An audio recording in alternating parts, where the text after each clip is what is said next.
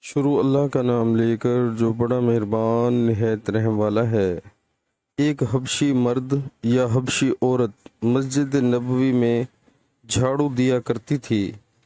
ایک دن اس کا انتقال ہو گیا تو رسول اللہ صلی اللہ علیہ وآلہ وسلم نے اس کے متعلق دریافت فرمایا۔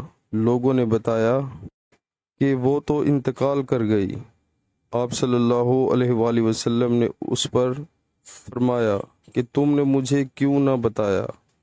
پھر آپ صلی اللہ علیہ وآلہ وسلم قبر پر تشریف لائے اور اس پر نماز پڑھی۔ صحیح البخاری کتاب نماز کا بیان۔ مسجد میں جھاڑو دینا اور وہاں کے چیتڑے، کوڑے کرکٹ اور لکڑیوں کو چن لینا۔ حدیث نمبر 458۔ پیارے مسلمانوں، اللہ تعالی ہمیں حدیث پاک سن کر اس پر عمل کرنے کی توفیق عطا فرمائے، آمین۔